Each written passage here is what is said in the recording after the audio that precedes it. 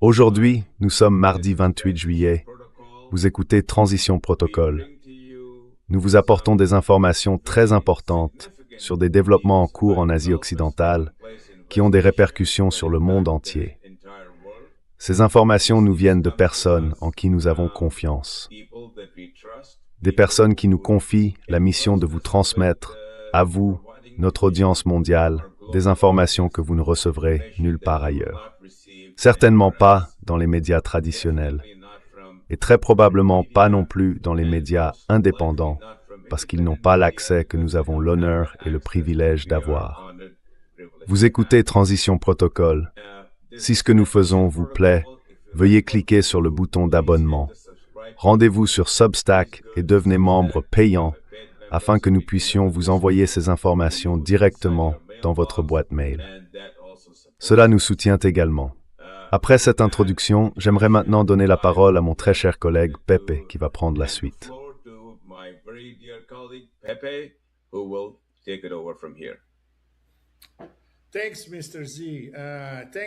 Merci, Monsieur Z. Merci à vous tous, à notre audience mondiale qui augmente de jour en jour. C'est vraiment formidable de votre part à tous. Eh bien, je viens de recevoir un rapport de renseignement, il y a quelques minutes à peine. Il est donc impossible d'assimiler une telle quantité d'informations en seulement quelques minutes. Alors, ce que je vais faire avec vous aujourd'hui, c'est passer point par point. Nous allons donc analyser tout ça ensemble. Et M. Z interviendra si je m'écarte du sujet, ou si je m'engage sur une autoroute vers l'enfer, sans retour possible. D'accord? Donc c'est peu probable. Peu probable.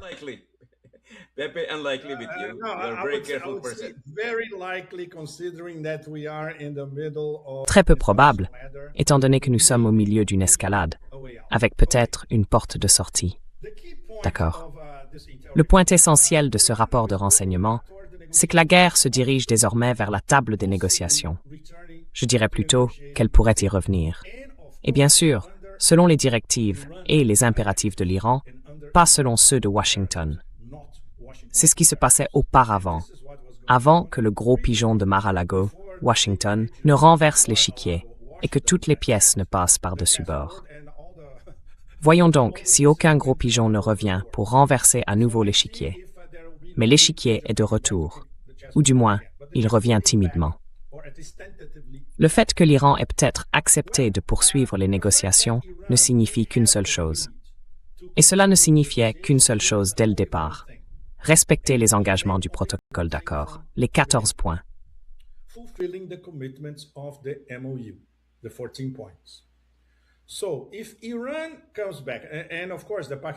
Donc, si l'Iran revient, et bien sûr, les médiateurs pakistanais se sont une fois de plus démenés pour ramener l'Iran à la table des négociations, ce serait pour relancer le protocole d'accord d'Islamabad, signé par les Iraniens et par Trump à Versailles. Ce ne serait donc pas une négociation aux conditions de Trump. On commencerait ainsi à négocier sur un terrain diplomatique qui n'est pas instable. Dans toute négociation diplomatique, ce serait l'étape logique. Mais compte tenu de l'autre camp, de sa volatilité, de ses vociférations et de ses publications démentes, c'est compliqué. Parce qu'il sait que cette négociation, si elle reprend, ne se fera pas à ces conditions. Et cela ressort clairement de la liste des priorités des deux parties.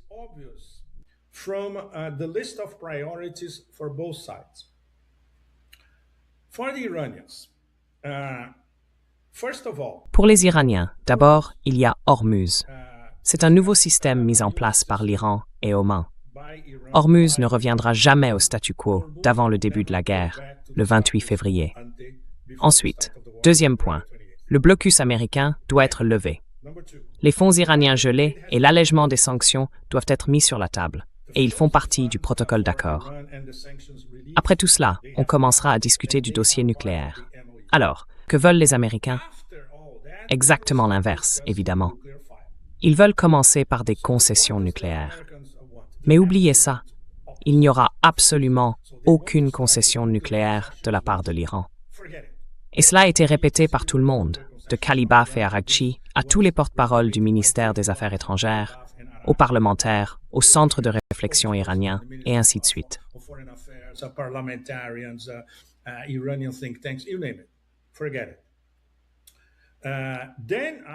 Oubliez ça.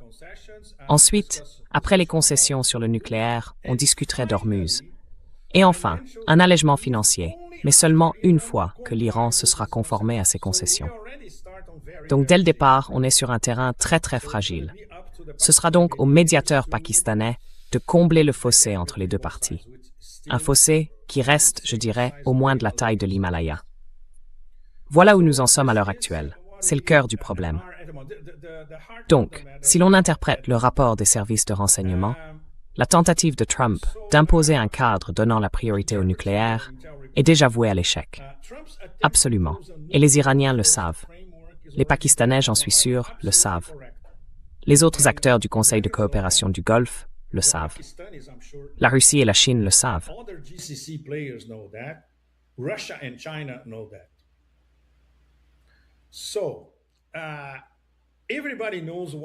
Alors maintenant, tout le monde sait pourquoi. Et J.D. Vance l'a même reconnu publiquement. Il y avait un protocole d'accord pour gagner du temps. Ils ont gagné du temps. Le président des États-Unis a bombardé ce protocole d'accord. Puis ils ont recommencé à bombarder l'Iran pendant 13 jours, si je ne me trompe pas. Et maintenant, ils y sont contraints par des circonstances qui leur échappent complètement.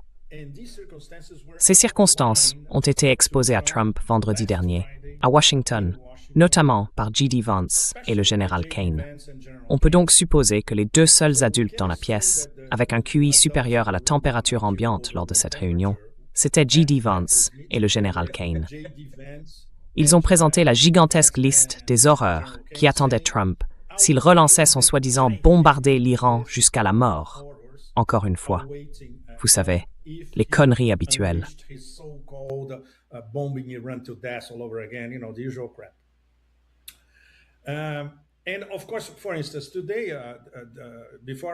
Et bien sûr, par exemple, aujourd'hui, avant de commencer avec vous, ce sera probablement publié ce soir, heure de Russie, heure d'Asie, j'ai écrit une chronique sur l'Empire qui devient sourd, muet et aveugle. Une fois de plus, cela nous rappelle à tous les règles du Pinball Wizard. La réponse absolument méthodique et douloureusement stratégique de l'Iran aux attaques américaines rend l'Empire sourd, muet et aveugle en Asie occidentale. Et c'est l'une des principales raisons pour lesquelles le président des États-Unis est plus ou moins contraint par les circonstances de s'appuyer une fois encore sur quelque chose qu'il a toujours méprisé et qu'il continuera de mépriser, la diplomatie. Donc pour le moment, c'est une pause négociée. On est très loin du début d'un règlement.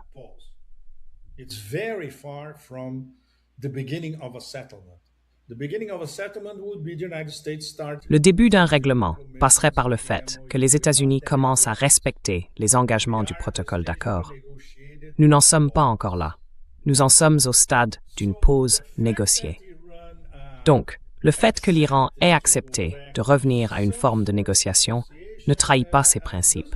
Au contraire, car ils ont toujours dit, notamment par l'intermédiaire d'Arakchi, chaque fois qu'Arakchi s'exprime publiquement, nous n'abandonnons jamais la diplomatie. Mais la diplomatie est réciproque. Elle implique un respect mutuel. S'il y a un respect mutuel, bien sûr, nous voulons une solution diplomatique. Et en même temps, nous gardons le doigt sur la gâchette, parce que nous savons à qui nous avons affaire. Encore une fois, tous les acteurs le savent. Pas seulement les Iraniens, mais aussi les Pakistanais, les Qataris, les Omanais, la Russie, la Chine. Tout le monde le sait. La Turquie et ainsi de suite.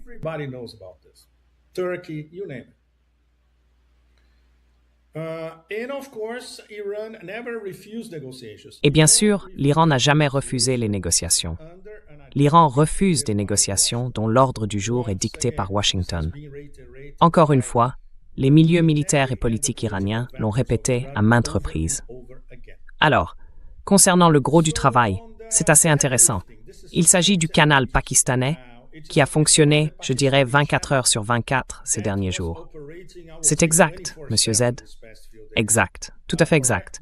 Le ministre de l'Intérieur, Mohsin Naqvi, comme nous le savons tous, puisque nous en avons parlé ici, à Transition Protocol, s'est rendu à Téhéran la semaine dernière. Et il s'est rendu à Téhéran de nouveau. Pardon. Je pense à la délégation iranienne qui s'est rendue à Islamabad.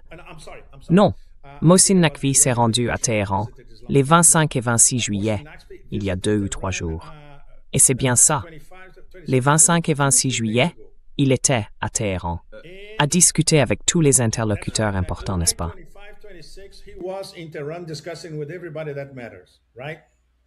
Oui,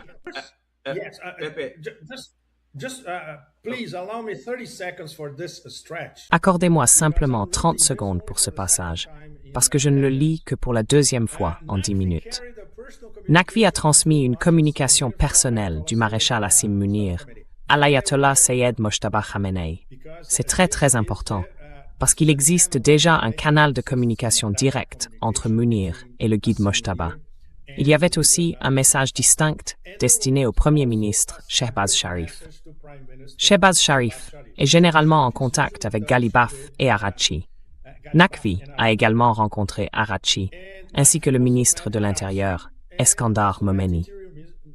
Une fois encore, les plus hauts niveaux des gouvernements iraniens et pakistanais continuent de se parler, littéralement sans arrêt, évidemment, puisque les Pakistanais assurent la médiation pour ce possible retour au protocole d'accord. Monsieur Z, vous voulez ajouter quelque chose à ce stade? Mr. Z, you want to add something so far? Yes, I just would like to clarify. oui, je voudrais simplement préciser. Tout ce que vous avez dit est tout à fait exact. Je voulais juste ajouter que d'après ce que nous savons, une délégation avec certains hauts responsables du bureau de Vance a accompagné d'autres Américains, y compris des Américains présents dans la région, pour tenir une réunion privée avec Asim Munir, avant qu'Asim Munir n'écrive la lettre aux dirigeants. C'était quand? D'après les informations dont nous disposons, c'était le 26 ou le 25. Je ne connais pas la date exacte, mais c'était l'un de ces 2 jours-là, lorsque cette délégation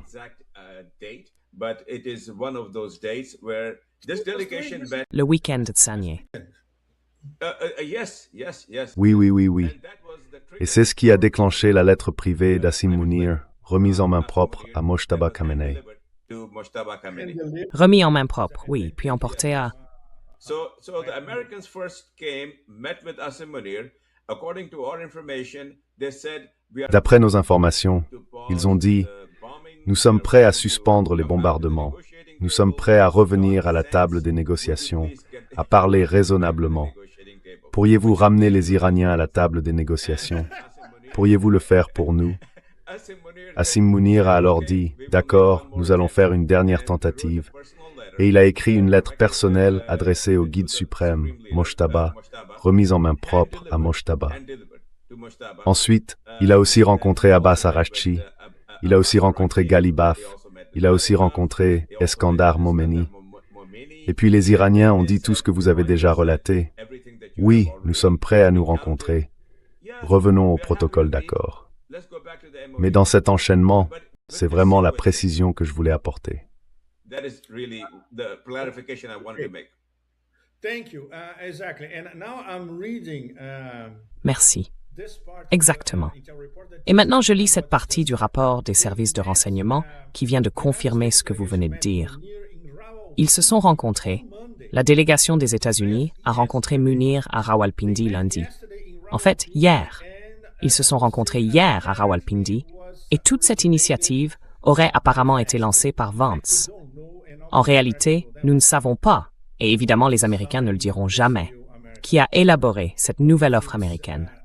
Est-ce le cercle rapproché de Trump? Celui de Vance? Est-ce Vance lui-même? Nous ne le savons pas. Le fait est qu'il y a une sorte d'offre américaine. Mais comme nous l'avons dit dès le début, elle est complètement à l'opposé de la position iranienne dans l'ordre des priorités. Et la position iranienne, elle, n'a pas changé, n'est-ce pas? Alors bon, passons aux discussions techniques. D'accord, les discussions techniques commencent. Technical discussions. Okay, the technical discussions are starting. So, and this is very, very interesting because it C'est très intéressant, parce que cela influencera directement le lieu des négociations. s'il y a une sorte de retour au protocole d'accord, ou un protocole d'accord de substitution, ou un protocole d'accord avec des sous-titres, ou peu importe. Le lieu sera essentiel. Si c'est Islamabad, on pourra dire que fondamentalement, c'est ce que préféreraient les Iraniens. Si c'est Doha, puisque Doha est aussi impliqué dans ces négociations, ce sera une sorte de compromis. Car Washington dira « Non, nous ne voulons pas d'Islamabad ». Doha pourrait donc être une sorte de compromis entre Washington et Téhéran. Si c'est la Suisse, là encore, c'est ce que veulent les Américains. Ils veulent transférer ces négociations vers l'Occident. Et au fond, on peut déjà dire que Téhéran rejettera cette option. Pour Téhéran, il y a essentiellement deux options, au maximum une et demie. Première option, on revient à Islamabad. First option, we go back to Islamabad. Second, maybe if we get Deuxièmement, peut-être que si nous obtenons des assurances des Qataris, cela pourrait se faire à Doha. Mais oubliez l'Europe. Donc, le dispositif de sécurité est en train d'être mis en place. Mais ce que nous ne savons pas, même en lisant ce rapport de renseignement, c'est quel type de garantie de sécurité les Pakistanais ont donné à l'Iran. Nous sommes encore pleinement dans le brouillard de la guerre. D'accord, je vais vous interroger là-dessus, Monsieur Z. Mais, bien sûr, tout cela reste conditionnel, parce qu'aucun d'entre nous ne peut aller au fond des choses. Ce sont des questions de sécurité nationale, au plus haut niveau. Et évidemment, elles ne feront pas l'objet de fuite. Mais le Pakistan a forcément dû offrir des garanties de sécurité à toute épreuve pour que l'Iran, pour que les Iraniens, fassent à nouveau preuve de ce que j'appellerais leur patience diplomatique séculaire. D'accord, essayons encore une fois. Je vous en prie, allez-y.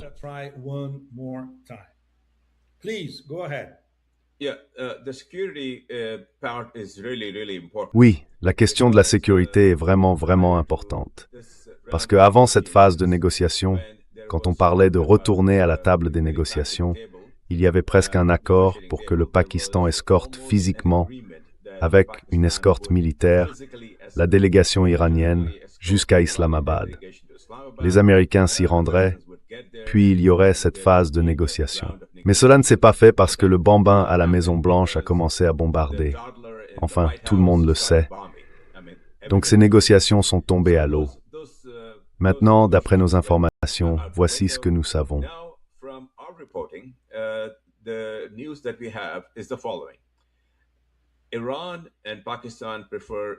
L'Iran et le Pakistan préfèrent Islamabad. Si cela se fait, le même accord qu'auparavant entre en vigueur. L'armée pakistanaise escorte physiquement l'équipe de négociation jusqu'à Islamabad et fournit toutes sortes de garanties de sécurité parce qu'elle est en mesure de le faire à Islamabad. Et tout se passe très bien. Les Américains, d'après ce que nous comprenons, veulent aller en Suisse. Là encore, ce sont les informations dont nous disposons à ce stade, des informations plutôt sérieuses. Les services de renseignement pakistanais sont au courant de projets israéliens visant à perturber cela. On en a déjà parlé dans les émissions précédentes. Oui, donc le Pakistan continue de penser que c'est le cas. L'Iran pense que c'est le cas. Donc s'ils vont en Suisse, le Pakistan est prêt à offrir une protection maximale. Cela inclut la protection de l'armée de l'air, des AWACS dans le ciel, et le fait que la Suisse déclare une zone d'exclusion aérienne. Enfin, comme ce qui s'est passé la dernière fois.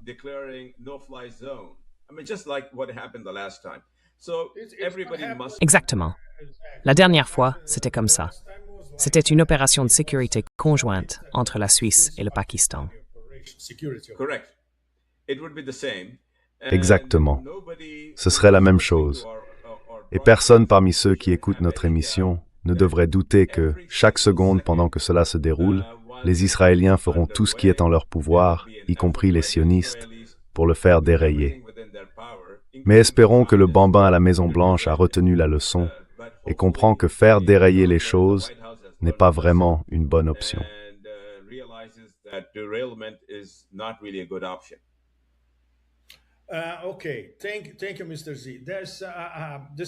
D'accord, merci, Monsieur Z. C'est l'un de mes sujets préférés. le langage.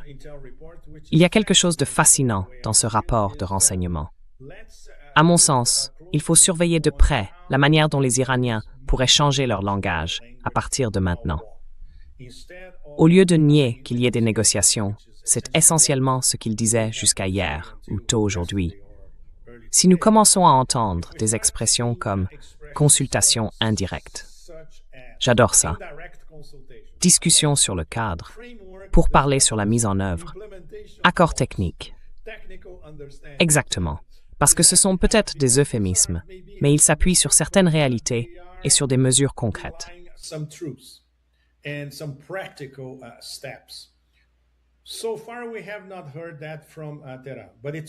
Jusqu'à présent, nous n'avons rien entendu de tel de la part de Téhéran, mais il est possible que nous commencions à l'entendre à partir d'aujourd'hui. Quant au dialogue avec les Américains, oubliez ça. En revanche, l'Iran maintient un dialogue très régulier et solide avec ses partenaires, les Pakistanais, les Omanais, les Qataris, et ainsi de suite. Bien sûr, ces médiateurs, le Pakistan, Oman et le Qatar dans cet ordre, essaient de préparer le terrain à la possibilité d'un retour de l'Iran à la table des négociations. Et bien sûr, il ne s'agit pas simplement de pouvoir dire une fois de plus, quand les vociférations commencent de l'autre côté de l'Atlantique, « Non, nous avons essayé encore une fois. » C'est absolument sans espoir. C'est ce que ferait toute personne saine d'esprit.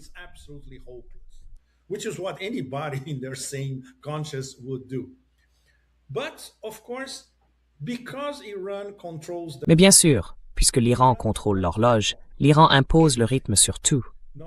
Pas seulement dans le détroit d'Ormuz, mais surtout dans sa réponse, avant cette pause actuelle, aux attaques américaines. Cette réponse a consisté en une destruction systématique de toute l'infrastructure du CENTCOM en Asie occidentale. C'est fascinant à voir, en fait. C'est quelque chose qui sera étudié à l'avenir dans les académies militaires, en particulier dans les académies militaires de tout le Sud global. C'est déjà étudié en Russie, comme j'en discutais hier et aujourd'hui avec des amis russes.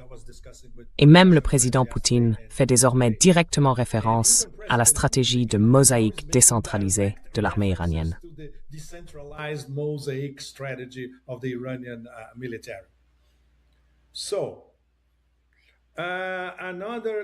Un autre point essentiel.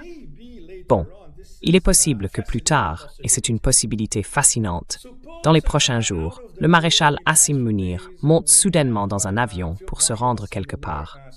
Cela nous indiquera qu'il y a eu des progrès, n'est-ce pas? Surtout si Munir se rend aux États-Unis. Nous en sommes encore très très loin, mais c'est une possibilité bien réelle. Voilà donc où en est la séquence pour le moment. Et bien sûr, cela a changé par rapport à la semaine dernière. La semaine dernière, nous étions au milieu de cette escalade et tout le monde avait absolument peur que quelque chose se produise avant le week-end. Cela ne s'est pas produit.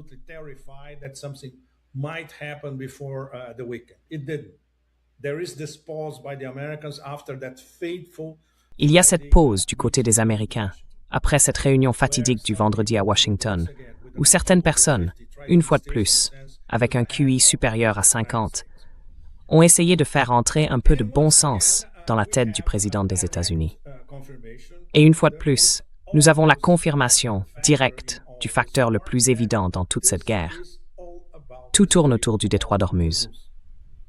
Parce que depuis le début, une fois encore, il faut répéter l'évidence. Dès le départ, cette guerre n'a jamais été liée au dossier nucléaire iranien. C'était une guerre pour un goulet d'étranglement pétrolier. C'était une guerre pour le pétrole. C'était une guerre pour contrôler un corridor de connectivité et un goulet d'étranglement pétrolier dans le cadre d'une déstabilisation et d'un changement de régime en Iran. Et c'est la politique américaine, quel que soit celui qui est au pouvoir à la Maison-Blanche.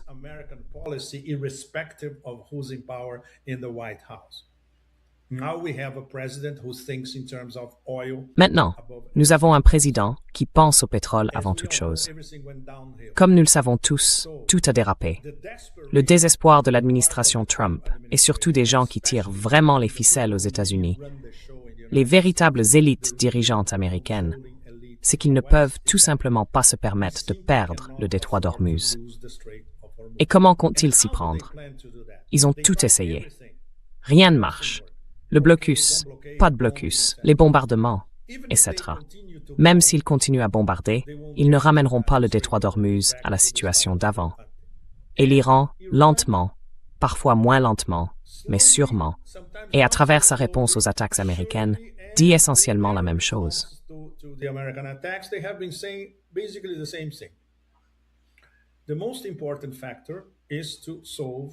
Le facteur le plus important, c'est de régler le nouveau statut du détroit d'Ormuz.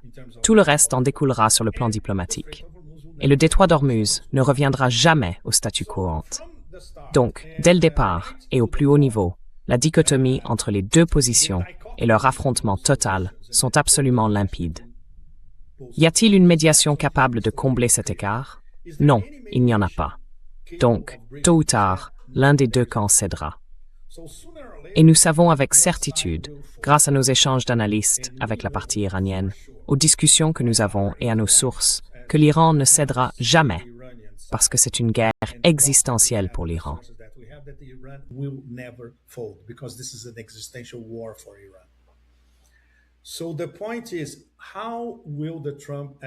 Donc la question est, comment l'administration Trump va-t-elle capituler? Et quel récit va-t-elle servir à l'opinion publique américaine et au monde entier pour expliquer que bon, voilà, c'est fini, nous avons atteint tous nos objectifs, nous nous retirons. Même s'ils font cela, et quand ils le feront, si tant est qu'ils le fassent, ce sera la preuve totale, surtout pour le Sud global, de la défaite stratégique de l'Empire américain. C'est pour cela que les enjeux sont si élevés. Les Iraniens le comprennent au centimètre près. Ce même centimètre, qui est désormais rendu possible par leur connexion au système russe de brouillage électronique de Mourmansk et au satellite chinois Beidou. Lorsqu'ils atteignent une cible américaine en Asie occidentale, ils sont désormais précis au centimètre près.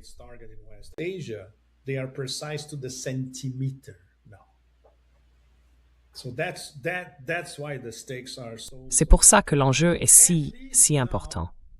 Au moins maintenant, compte tenu de cette pause, de là où nous en sommes aujourd'hui, et des grandes lignes de ce rapport de renseignement, l'idée, en substance, c'est de rassurer tout le monde. Regardez, la voie diplomatique est de nouveau engagée. Voyons jusqu'où elle pourra aller. Il y a au moins une lueur d'espoir.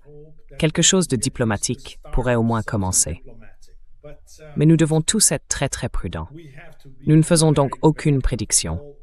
Nous vous disons simplement ceci. Il y a une fenêtre d'opportunité. Elle est très très étroite, mais elle existe. Et elle se joue au cours de cette semaine. Monsieur Z, s'il vous plaît.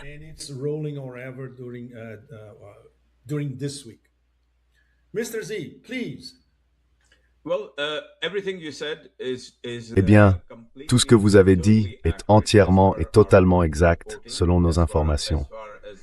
À notre connaissance, cela vient d'une source irréprochable. Sinon, nous ne le diffuserions pas sur cette chaîne. Nous ne le partagerions pas avec notre public.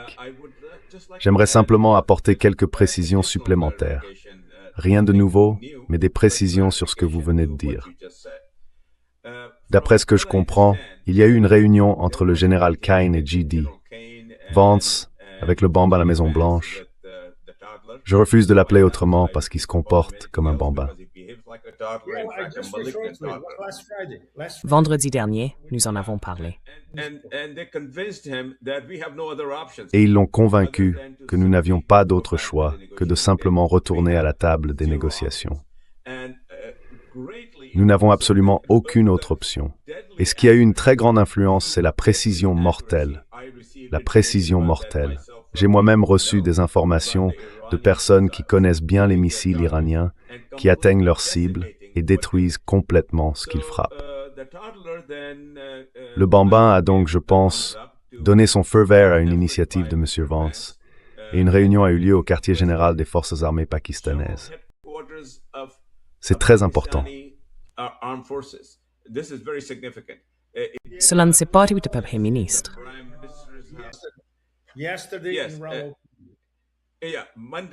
Hier, à Rawalpindi, oui, lundi à Islamabad, non pas à Islamabad, lundi à Rawalpindi, lundi à Rawalpindi, ce qui est très important parce que c'est là qu'a eu lieu la réunion avec Asim Munir. Et le canal diplomatique a été réactivé, les bombardements ont été arrêtés. Je dirais donc qu'un véritable et important rayon de soleil est apparu dans ce tableau très sombre et lugubre auquel nous assistions. Et si cela continue, nous pouvons espérer que dans les prochains jours, pas dans un avenir trop lointain, mais dans les prochains jours, il y aura d'autres évolutions importantes. Et si la réunion a lieu à Islamabad, cela ira plus vite. Et nous verrons, espérons-le, croisons les doigts, la fin de ce cauchemar. Et cela aurait abouti à une défaite stratégique, connue de tous, quelles que soient les vociférations du bambin.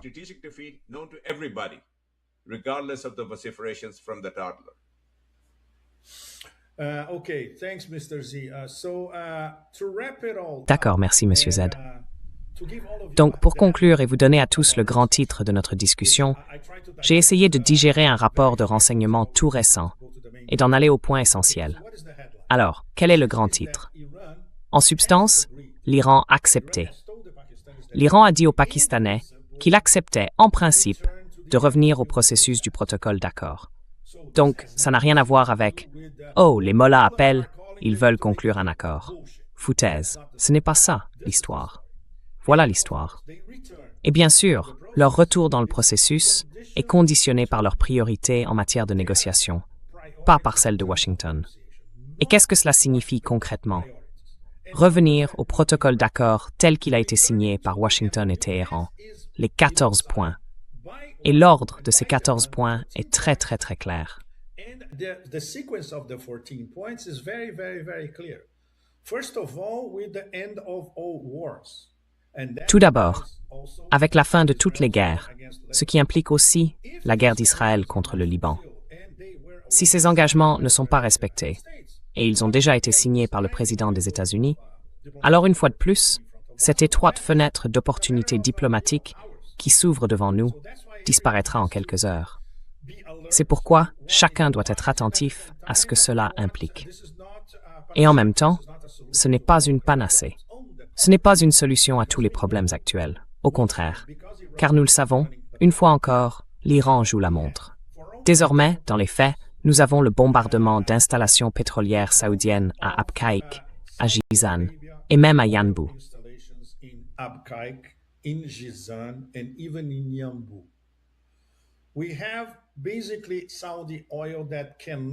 Nous avons en gros du pétrole saoudien qui ne peut pas passer par la mer Rouge, par le détroit de Bab el-Mandeb, pour aller de la mer Rouge jusqu'aux clients en Asie.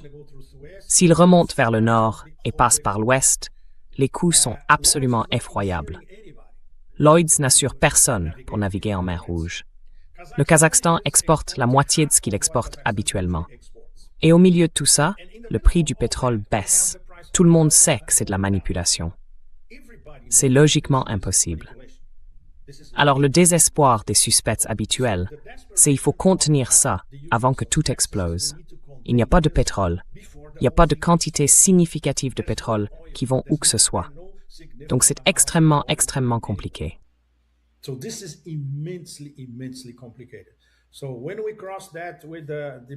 Donc, si l'on met cela en parallèle avec l'épuisement de la réserve stratégique de pétrole et avec l'épuisement, littéralement, de tout ce que les Américains utilisent en matière d'armement.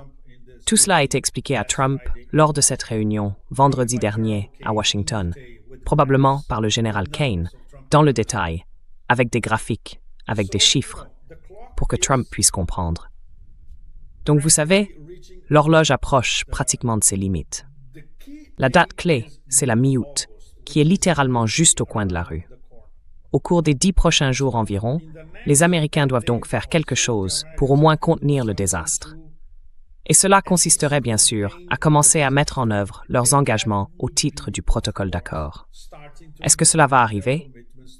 Personne ne parie là-dessus.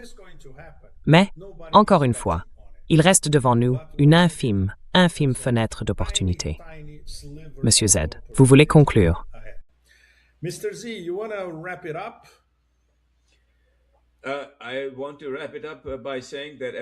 Je voudrais conclure en disant que tout ce que vous avez dit est étayé par des personnes en qui nous avons confiance, pour nous fournir non seulement les renseignements que nous avons rapportés, mais aussi pour vérifier que ces faits sont aussi exacts qu'il est humainement possible de les rendre avant de les présenter à qui que ce soit.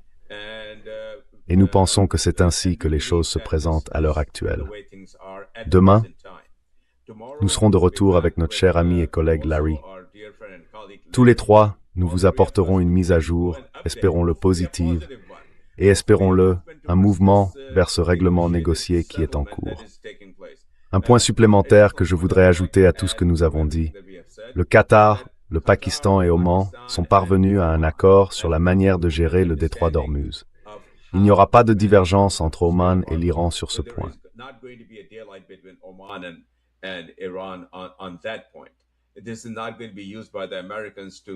Cela ne va pas être utilisé par les Américains pour diviser les deux. Je comprends que cette partie des négociations se déroule très très bien. Nous serons donc de retour demain. Tous les trois, nous vous donnerons des nouvelles avec davantage de détails, espérons-le, car ce renseignement nous est parvenu il y a littéralement quelques heures et nous a été communiqué juste avant le début de notre émission. Si vous aimez ce que nous faisons, merci de nous soutenir en vous abonnant, en cliquant sur le bouton « J'aime » et en allant sur notre Substack si vous voulez recevoir tout cela dans votre boîte mail chaque lundi. 5 $ par mois, c'est une très petite somme. Cela nous aidera beaucoup. Nous serons donc de retour demain. À toi, Pépé, pour un mot de conclusion. Non, c'est tout.